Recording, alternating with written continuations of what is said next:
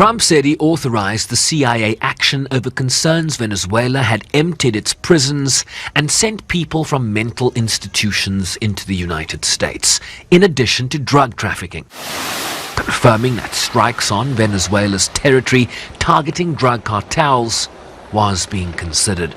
We are certainly looking at land now because we've got the sea very well under control. We've had a couple of days where there isn't a boat to be found. And that, I view that as a good thing, not a bad thing. But we had tremendous amounts coming in by boats, by very expensive boats. You know, they have a lot of money, very fast, very expensive boats that were pretty big.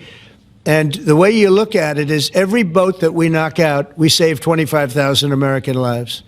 So every time you see a boat and you feel badly, you say, wow, that's rough. It is rough, but if you lose 3 people and save 25,000 people, these are people that are killing our population. The United States has refused to recognize President Nicolas Maduro as the winner of the flawed 2024 presidential election. President Trump asked directly if the CIA had the authority to take out Maduro, for whom the U.S. Justice Department had offered a reward of $50 million for information leading to his arrest or conviction for allegedly violating U.S. narcotics laws. I don't want to answer a question like that. That's a ridiculous question for me to be given. Not really a ridiculous question, but wouldn't it be a ridiculous question for me to answer? But I think Venezuela is feeling heat, but I think a lot of other countries are feeling heat too. We're not going to let this country, our country, be ruined because other people want to drop, as you say, their worst. They have given us their worst.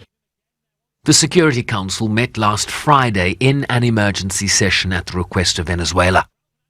We continue to emphasize the need for all efforts to counter transnational organized crime to be conducted in accordance with international law, including the UN Charter.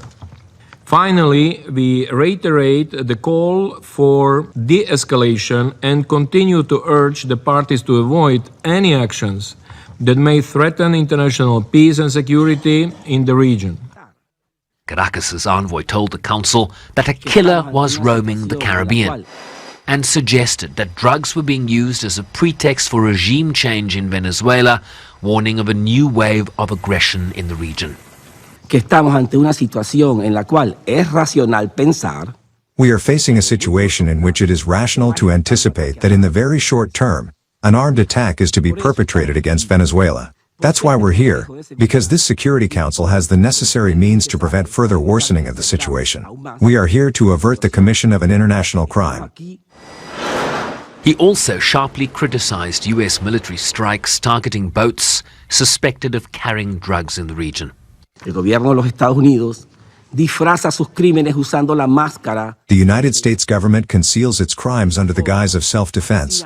In so doing, it murders civilians without providing information as to their identity, without proving the nature of the cargo aboard the vessels, and without providing any evidence on the imminent nature of an armed attack against U.S. forces. This is not self-defense. These are extrajudicial killings. Several council members called for de-escalation and dialogue to resolve tensions, while Human Rights Watch accused the Trump administration of extrajudicial killings in its targeting of alleged narco-terrorists. The rights group says that the U.S. military's use of lethal force violated international human rights law and recalled that the U.S. had ratified the International Covenant on Civil and Political Rights, which protects the right to life. It further argued that under human rights law standards, officials engaging in law enforcement, including military personnel, must seek to minimize injury and preserve human life, and may use lethal force only when strictly unavoidable to protect against an imminent threat of death or serious injury. For its part, the Trump administration has determined it's in an armed conflict with drug cartels, and that smugglers are unlawful combatants. Sherman Ricebees, SABC News, New York.